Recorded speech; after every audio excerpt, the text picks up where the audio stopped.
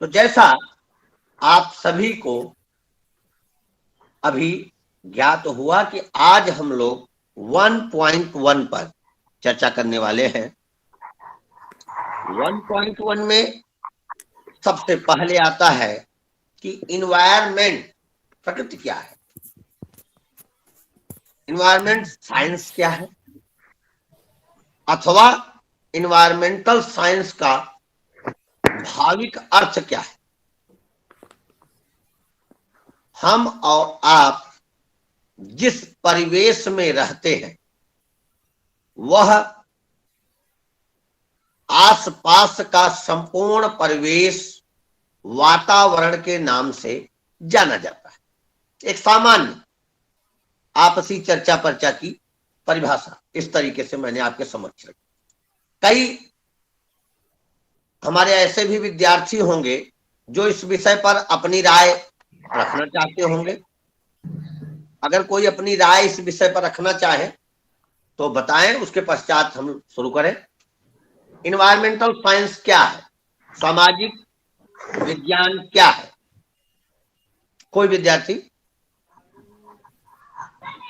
Sir, सामाजिक विज्ञान का मतलब ये है कि बच्चा जिस पारिवारिक परिवेश में जो चीजें देखता है या उसको जो वातावरण मिलता है उसके अकॉर्डिंग जो चीज वो देख समझ पाता है, महसूस कर पाता है कि मतलब एक्सप्लेन नहीं कर पा रहा हूँ मैं सही तरीके से सर। बताइए बताइए, कोई बात नहीं, आराम से बताइए। सामाजिक पर्यावरण का मतलब ये है सर, जो अपने आसपास की जो भौगोलिक स्थिति है, जो सामाजिक स्थिति है, उससे बच्चा जिस तरह से अपने आप को ढाल पाता है, जिन चीज़ों को महसूस कर पाता है कि उन चीज़ों को कुछ सीख पाता है। और तो 10 बात बच्चे वैसे देख नहीं पाते। और जनरल बच्चों की बात करें तो सामाजिक पर्यावरण का मतलब ये है कि समाज में रहकर, अपने परिवार के बीच में रहकर वो जिन तरीकों को सीखता है, जैसे बच्चे बड़े लोग प्रणाम करते हैं तो बच्चा भी उसी तरह उसके अकॉर्डिंग प्रणाम करना सीखता है। वो चीज़ें सारी पर्यावरण का अध्ययन के अंतर्गत ही आती है, जनरल बच्चे से रिलेटेड, जबकि दृष्टिबाधित बच्चे उसे महसूस कर सकते हैं सर। जी, बहुत बढ़िया आपने बताया। कोई और बताना चाहेगा? आवाज जाओगी। कोई और बताना चाहेगा? इन्वायरमेंटल स्टडीज या इन्वायरमेंटल साइंस या इन्वायरमेंट क्या है? किसी की और कोई राय?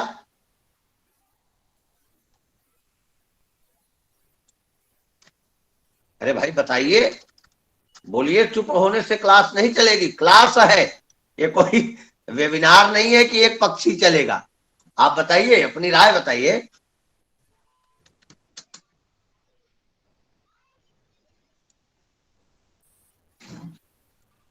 बताएं सर।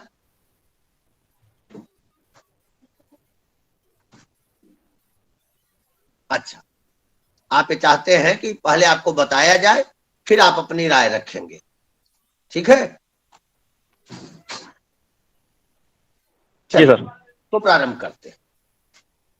पहले हम लोग जानते हैं कि इन्वायरमेंट क्या है, पर्यावरण क्या है। तो इन्वायरमेंट शब्द का निर्माण दो शब्द से मिलकर हुआ है।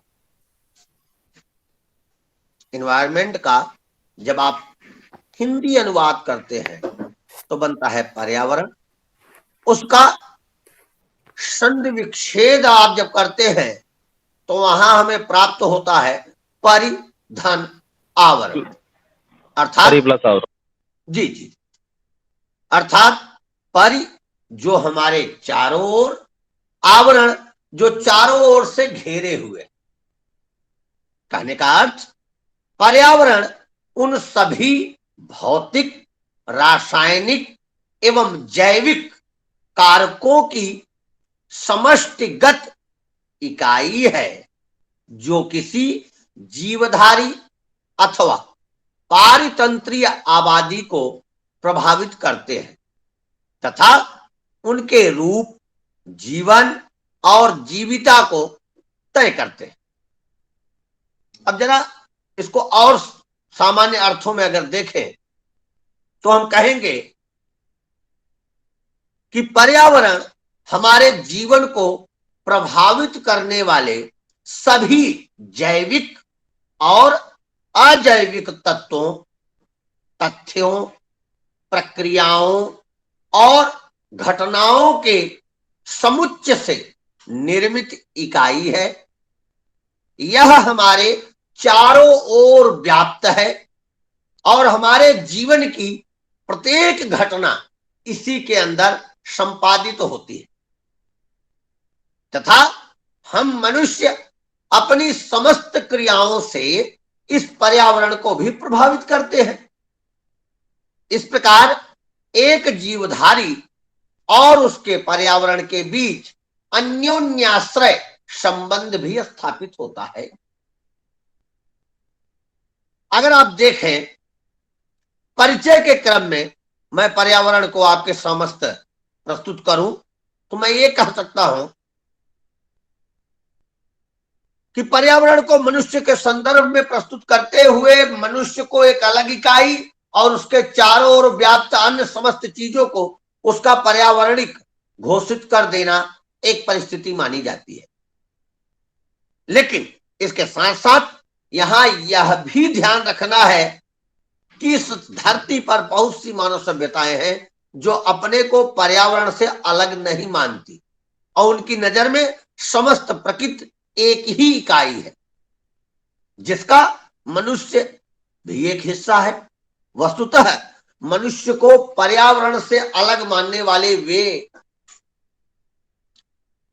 जो तकनीकी रूप से विकसित हैं और विज्ञान और तकनीकी के व्यापक प्रयोग से अपनी प्राकृतिक दशाओं में काफी बदलाव लाते हैं।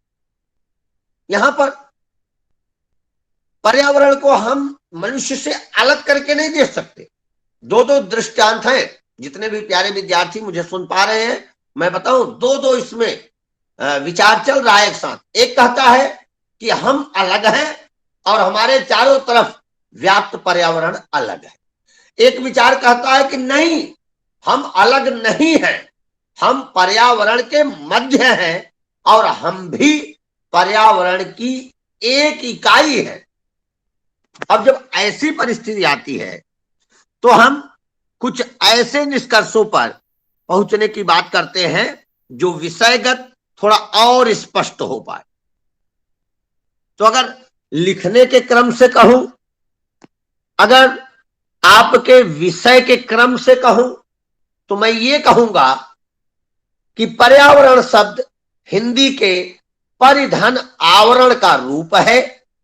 परि का अर्थ है चारों तरफ एवं आवरण का अर्थ है घेरा, अर्थात प्रकृति में जो भी चारों ओर परिलक्षित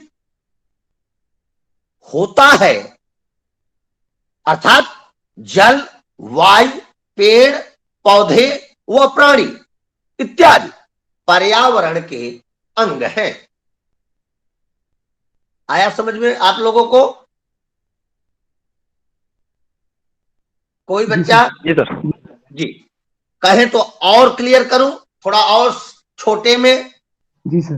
जी, पर्यावरण का अर्थ है परिधन आवरण, जो हमारे चारों तरफ व्याप्त है उसे पर्यावरण कहते हैं। ठीक है? जैसे जल, वायु, पेड़ पौधे व प्राणी आज पर्यावरण के अंग है। क्लियर हुआ यहां तक? क्लियर हुआ सर। जी। अब जब हम लोग थोड़ा सा आगे बढ़ते हैं, इसको देखते हैं, तो हमारे सब्जेक्ट की मांग होती है कि हम कुछ परिभाषाओं को भी यहां पे व्यक्त करते हैं।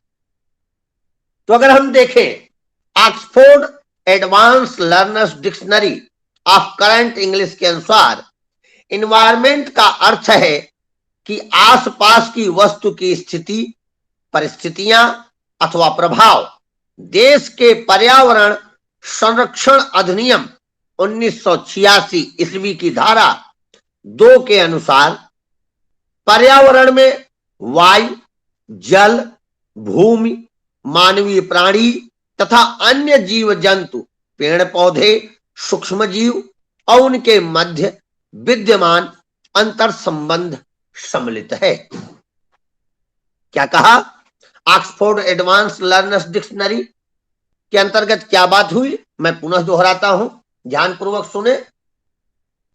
इन्वायरमेंट का अर्थ है कि आसपास की वस्तु की स्थिति, परिस्थितियां अथवा प्रभाव। देश के पर्यावरण संरक्षण अधिनियम 1986 ईस्वी की धारा 2 के अनुसार पर्यावरण में वायु, जल, भूमि, मानवीय प्राणी तथा अन्य जीव, पेड़ पौधे, सूक्ष्म जीव और उनके मध्य विद्यमान अंतः संबंध सम्मिलित हैं। अगर हम पर्यावरण को और विस्तृत करके देखें तो कुछ इस तरीके से हम पाएंगे कि पर्यावरण के जैविक संगठनों में सूक्ष्म जीवाणु से लेकर कीड़े मकोड़े, सभी जीव जंतु और पेड़ पौधे आ जाते हैं और इसके साथ ही उनसे जुड़ी सारी जैव क्रियाएं और प्रक्रियाएं भी आती हैं। अजैविक संगठनों में जीवन रहित तत्व और उनसे जुड़ी प्रक्रियाएं आती हैं, जैसे चट्टाने, पर्वत, नदी, हवा और जलवायु। सामान्य शब्दों में हमारे आसपास व्याप्त समस्त प्राकृतिक आवरण युक्त परिस्थिति पर्यावरण कहलाती है। क्लियर हुआ आपको? जी सर। नहीं, कोई बताना चाहेगा क्या मैंने कहा, या सिर्फ आप ऐसे सुन सुन के हटा रहे हैं?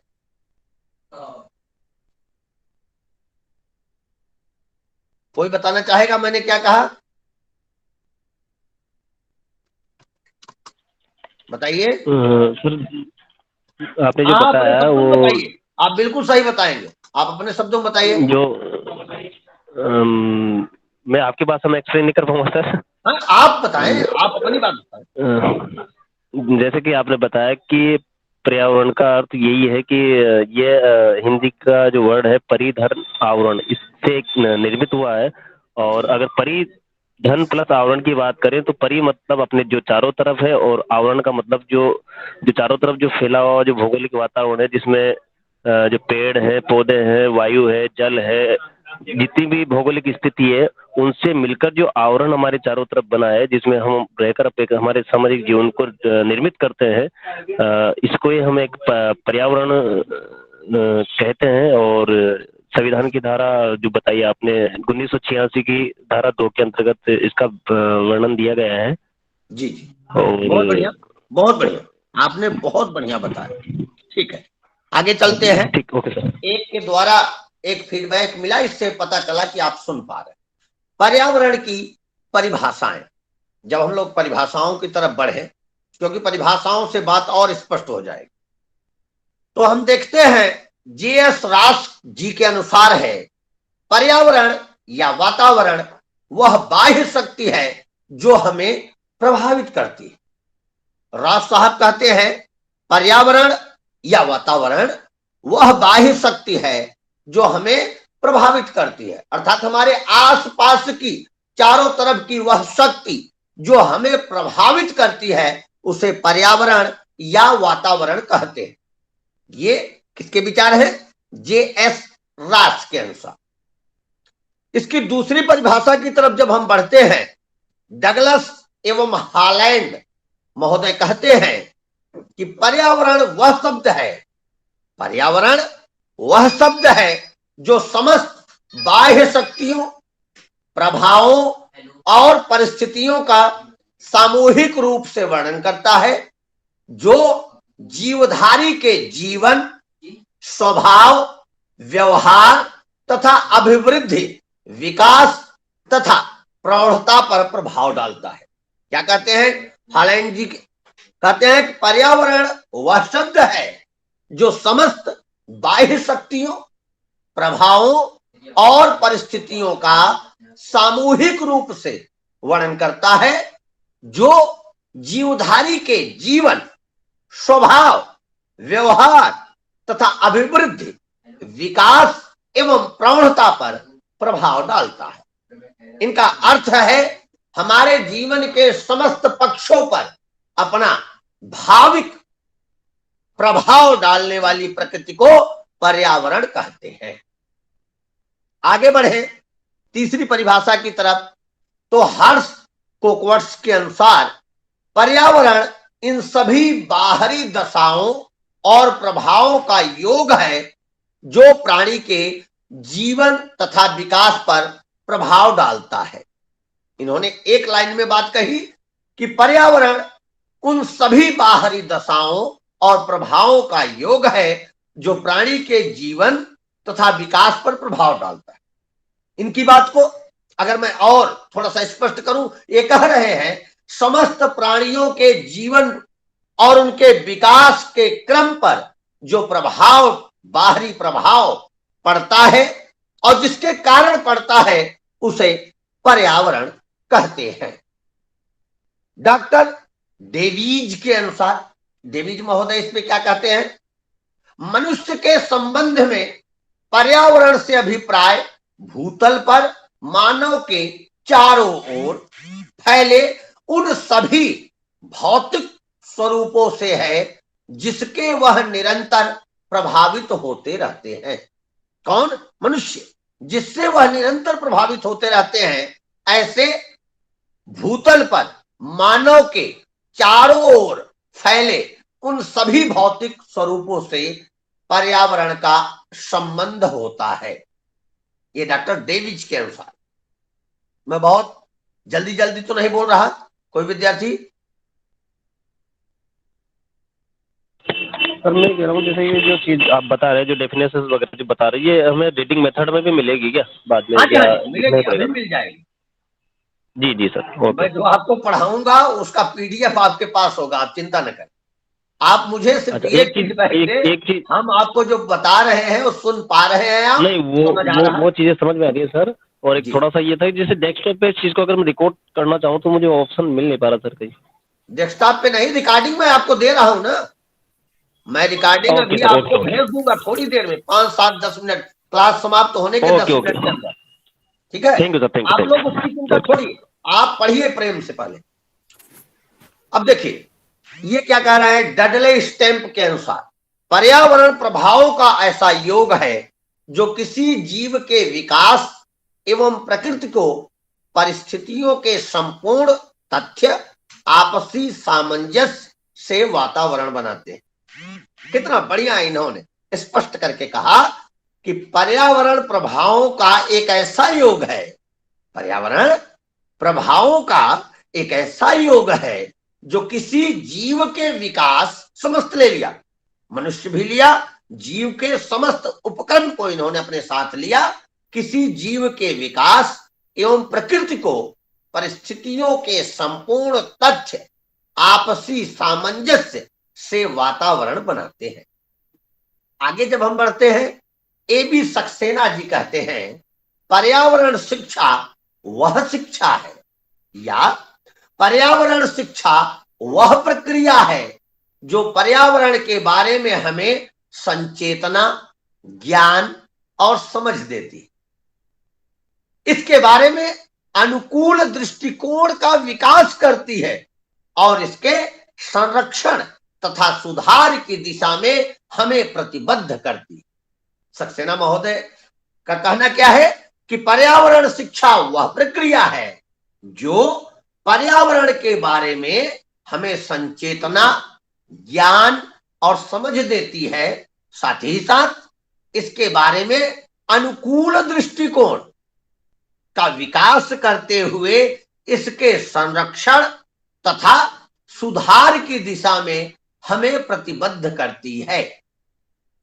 यह बताती है, सक्सेना सर के शब्दों के अनुसार, यह हमें बताती है कि पर्यावरण की जो परिस्थितियां, जो घटक हमारे जीवन के वृद्धि एवं विकास में जितनी सहायता करते हैं, तो हमारा भी यह नैतिक दायित्व बनता है कि हम इनके सुखद संचयन और सुखद संरक्षण हेतु तत्पर और तैयार रहें। आगे चलते हैं अगली परिभाषा की तरफ। शिक्षा शास्त्री टाल्मस के अनुसार देखते हैं। टाल्मस महोदय क्या कहते हैं? पर्यावरण ही शिक्षक है और शिक्षा का काम छात्र को उसके अनुकूल बनाना है। बहुत स्पष्ट शब्दों में, कम शब्दों में इन्होंने बड़ी बात कही। टॉमसन साहब क्या कह रहे हैं? पर्यावरण ही शिक्षक है। इन्होंने यहां एकदम स्पष्ट कर दिया कि शिक्षक के रूप में पर्यावरण है और शिक्षा का काम छात्र को उसके अनुकूल बनाना है। अब पर्यावरण एक शिक्षक के रूप में हो गया और हम लोग छात्र के रूप में हो गए।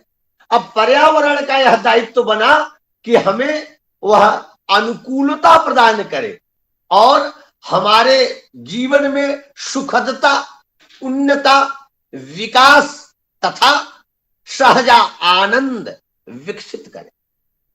ये टॉमसन जी के अनुसार। आगे जब बढ़ते हैं अगली परिभाषा की तरफ, तो हम लोगों को विश्व शब्दकोश की एक बात यहां पे करनी होती है कि पर्यावरण उन सभी दशाओं, प्रणालियों तथा प्रभावों का योग है जो जीवों और उनकी प्रजातियों के विकास, जीवन एवं मृत्यु को प्रभावित करता है।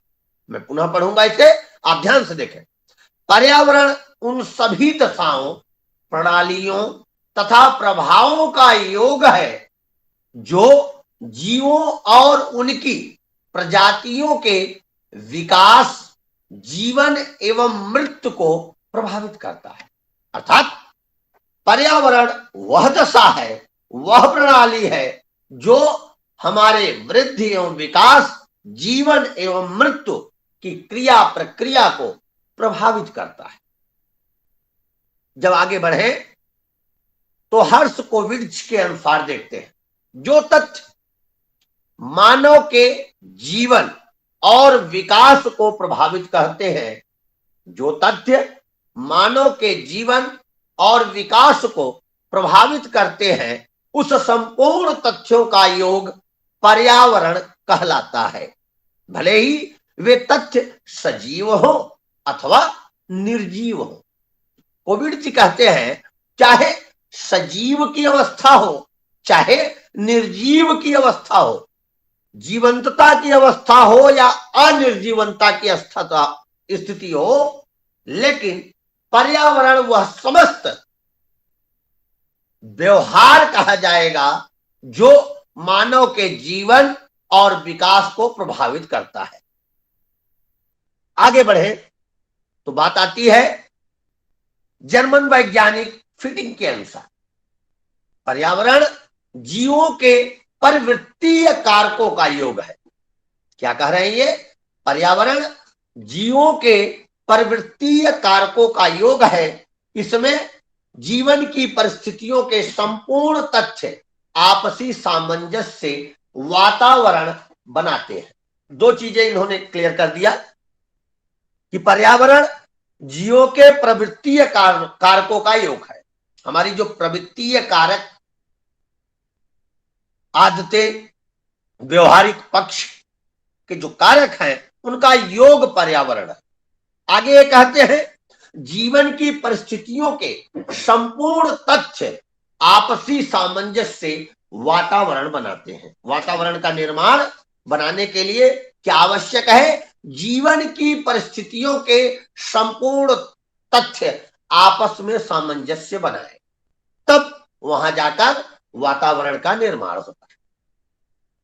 आगे हम जब कुछ बात करें तो बात बढ़ती है इनसाइक्लोपीडिया ऑफ एजुकेशन रिसर्च 1682।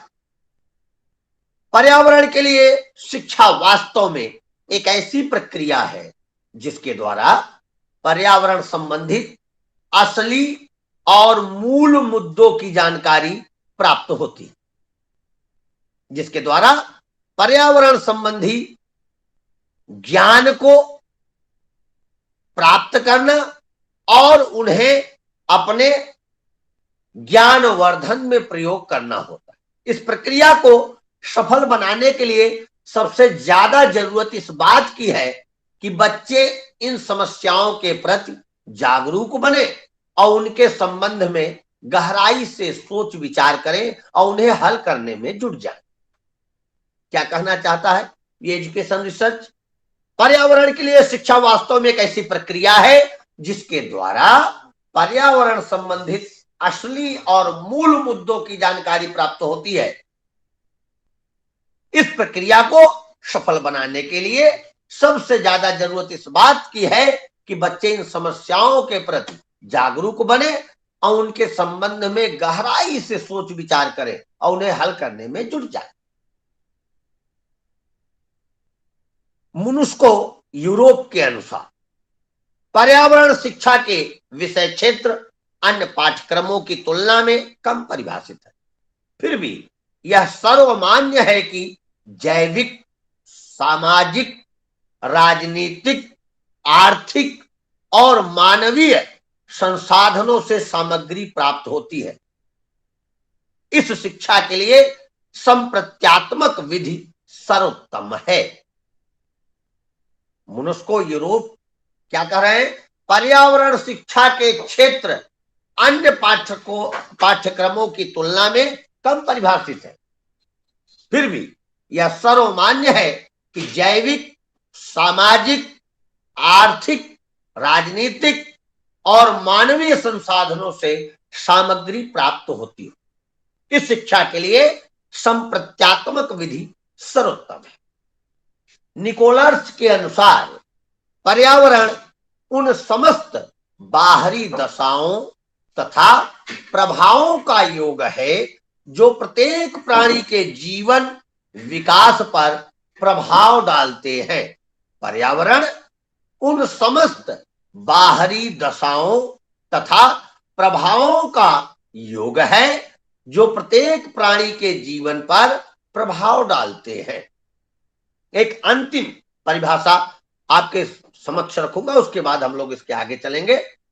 तो अंतिम परिभाषा सीसी पार्क के अनुसार मनुष्य एक विशेष समय पर जिस संपूर्ण परिस्थितियों से घिरा हुआ है उसे पर्यावरण या वातावरण कहा जाता है। मनुष्य एक विशेष समय पर जिस संपूर्ण परिस्थितियों से घिरा हुआ है उसे पर्यावरण या वातावरण कहा जाता है। अब यहां प्यारे विद्यार्थियों, आपको यह बात स्पष्ट हो गई होगी, जहां तक मैं समझ पा रहा हूं, कि जो कुछ भी हमारे ओर विद्यमान है, हमारे चारों तरफ जो विद्यमान है, तथा हमारी रहन सहन की दशाओं एवं मानसिक क्षमताओं को जो प्रभावित करता है उसे पर्यावरण कहते हैं। क्या अध्ययन निकला? क्या स्पष्टीकरण निकला? इन सभी परिभाषाओं से अगर हम पूरा स्पष्टीकरण के भाव को देखें, क्या कि जो कुछ भी हमारे चारों ओर विद्यमान है तथा हमारी रहन सहन की दशाओं एवं मानसिक क्षमताओं को जो प्रभावित करता है उसे पर्यावरण कहते हैं। पर्यावरण के अगर अंग की बात करें तो सिर्फ पॉइंट में अगर हम देखें तो इसका प्रथम अंग है स्थल मंडल। प्रथम अंग है स्थल मंडल।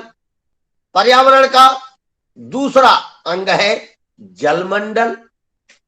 पर्यावरण का तीसरा अंग है वायुमंडल। प्रथम क्या? स्थल मंडल।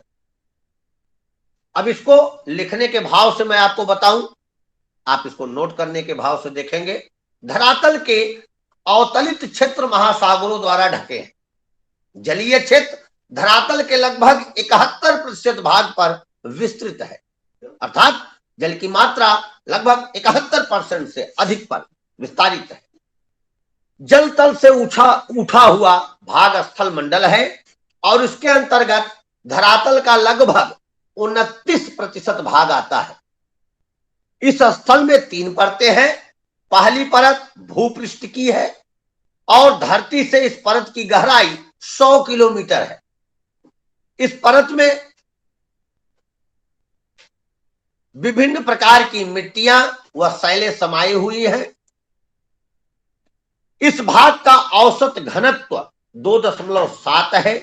दूसरी परत को उपाचय मंडल कहते हैं। उपाचय मंडल कहते हैं जिसकी गहराई स्थल मंडल के नीचे 200 किलोमीटर तक है तथा जिसमें सिलिकॉन और मैग्नीशियम की प्रधानता है और इसका औसत घनत्व 3.5 आका गया है। तीसरी परत को परिमाण मंडल कहते हैं जो पृथ्वी का केंद्रीय मंडल है और कठोर धातुओं से बना हुआ है जिसमें निकल व लोहे की प्रधानता है तथा इसका औसत घनत्व 3.9 आका गया है। स्थल मंडल मूलतः मिट्टियों और सैलों से निर्मित है जिसका विवरण निम्नोक्त मैं आपको बताऊं। मिट्टियां, 3 मिट्टियों को मैंने आपके सामने रखा। चिकनी मिट्टी, बलुई मिट्टी, दोमट मिट्टी। चिकनी मिट्टी, बलुई मिट्टी और दोमट मिट्टी। दूसरा शैले। अब इन शैलों को भी 3 भागों में मैं आपके सामने रख दूं तो आग्नेय शैल, अवसादी शैल और कायांतरित शैल। आग्नेय शैल, अवसादी शैल और कायांतरित शैल। ये तो बात रही स्थल मंडल की। अब हम लोग बात करते हैं जल मंडल की। दूसरा घटक है। पृथ्वी का समस्त जलीय भाग जल मंडल कहलाता है जिसमें सभी सागर व महासागर सम्मिलित है। भूपटल के 71% भाग पर जल एवं 29% भाग पर थल का विस्तार है। पृथ्वी की सतह पर क्षेत्रफल लगभग 51 करोड़ वर्ग किलोमीटर है। पृथ्वी की सतह पर क्षेत्रफल लगभग 51 करोड़ वर्ग किलोमीटर है जिसमें 36 करोड़ वर्ग किलोमीटर पर जल का विस्तार है। यद्यप सभी महासागर के रूप में, किंतु इन्हें प्रशांत महासागर, अंध महासागर, हिंद महासागर तथा उत्तरी ध्रुव महासागर नामक 4 भागों में बांटा जाता है। जल मंडल ने मानव को प्रत्यय व अप्रत्यय रूप से बहुत प्रभावित किया है।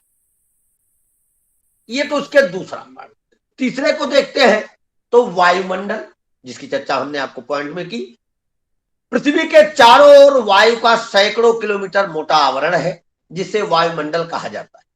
पृथ्वी की गुरुत्वाकर्षण शक्ति के कारण वायु का यह घेरा पृथ्वी को जकड़े हुए है और धरातल से इसकी ऊंचाई साधारणतः 800 किलोमीटर मानी जाती है, परंतु खोज के पश्चात यह ऊंचाई 1300 किलोमीटर आकी गई है। वायुमंडल में भी अनेक परतें होती हैं। अब टाइप्स ऑफ पर्यावरण को अगर हम देखें तो इसके मुख्य रूप से 3 रूपों को हम देखते हैं। भौतिक पर्यावरण, जैविक पर्यावरण और मनोसामाजिक पर्यावरण। आज मैं आपसे इन्हीं तीनों बिंदुओं पर बात करके आज की बात शुरू करूंगा। पहला क्या कहा हमने? भौतिक पर्यावरण। पर्यावरण का प्रमुख भाग भौतिक पर्यावरण से मिलकर बनाता है जिसके अंतर्गत वायु, जल, खाद्य पदार्थ, भूमि, ध्वनि, उष्मा, प्रकाश, नदी, खनिज पदार्थ एवं अन्य पदार्थ सम्मिलित है। पर्यावरण का प्रमुख भाग भौतिक पर्यावरण से मिलकर बनता है जिसके अंतर्गत वायु, जल, खाद्य पदार्थ, भूमि, ध्वनि,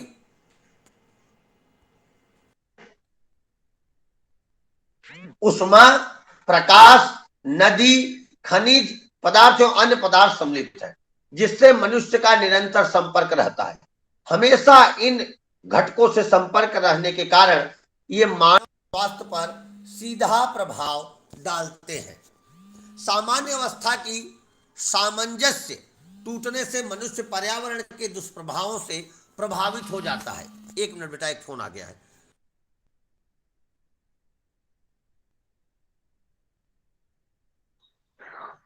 भाइयों को समझ आ रहा है क्या?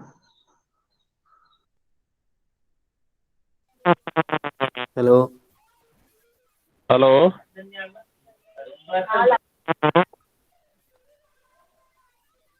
आवाज क्लियर नहीं आ रही।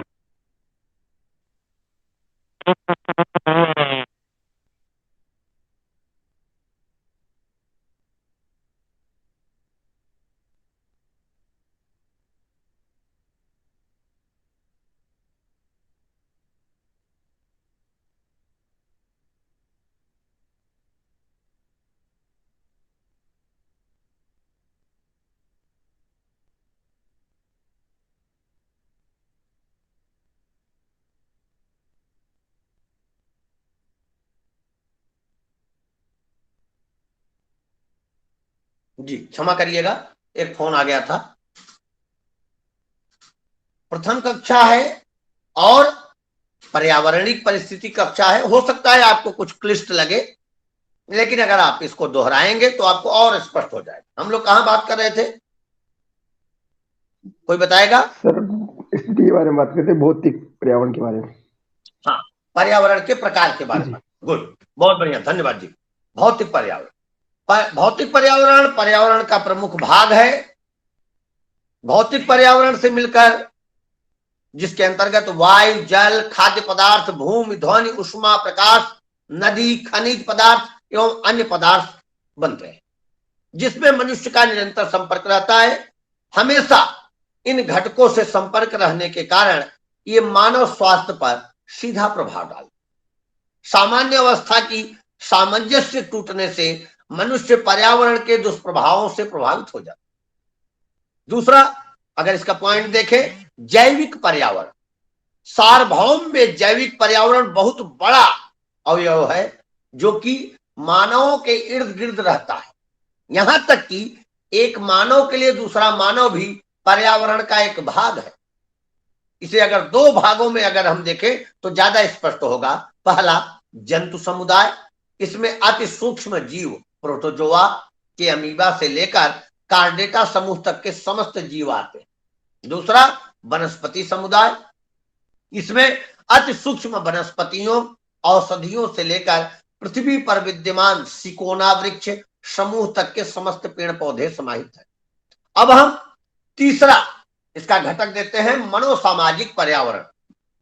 यह क्या कहता है? मनोसामाजिक पर्यावरण मानव के सामाजिक संबंधों के प्रकट होता है। इसके अंतर्गत हम सामाजिक, आर्थिक, आध्यात्मिक तथा राजनीतिक क्षेत्रों में मानव व्यक्तित्व के विकास का अध्ययन करते हैं।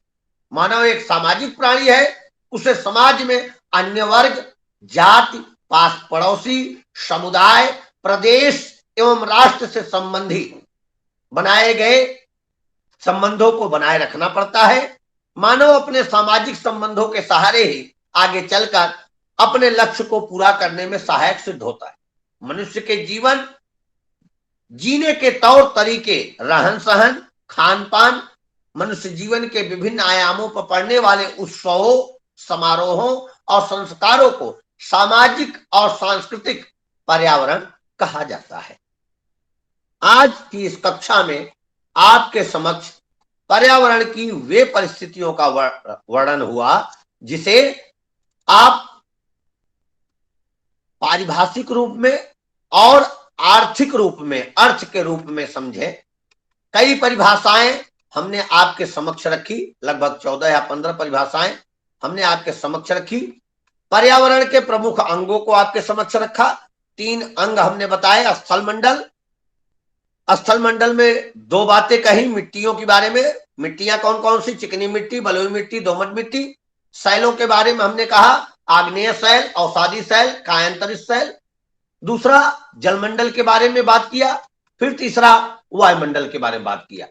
पर्यावरण के प्रकार पे जब हम लोग गए तो भौतिक पर्यावरण की बात की, जैविक पर्यावरण की बात की और मनोसामाजिक पर्यावरण की बात की, जिसमें जैविक पर्यावरण में 2 तरीके के, 2 क्वालिटी या 2 पक्ष देखे हम लोगों ने। जंतु समुदाय, जिसमें अति सूक्ष्म जीव प्रोटोजोआ के अमीबा से लेकर कार्डेटा समूह तक के समस्त जीव आते हैं। और वनस्पति समुदाय, इसमें अति सूक्ष्म वनस्पतियों, औषधियों से लेकर पृथ्वी पर विद्यमान सिकोना वृक्ष समूह तक के समस्त पेड़ पौधे समाहित होते हैं। इसके बाद हम लोगों ने मनोसामाजिक पर्यावरण को देखा। मनोसामाजिक पर्यावरण में हम लोगों ने समझा किस तरीके से रहन सहन, खान पान, पड़ोसी या हमारे जो समुदाय है उसका हमारे व्यवहारिक पक्ष पर कितना असर पड़ता है। ये आपके समक्ष आज के क्लास के संदर्भ में रहा है। आप इसको बार बार दोहराएंगे तो मुझे विश्वास है कि अवश्य आप इस पे अपनी और बेहतरीन राय बना पाएंगे। अब मैं आप सभी से चाहूंगा कि अगर आपका कोई विचार आज की क्लास पे है तो आप अवश्य बताएं। सभी को धन्यवाद। बताएं।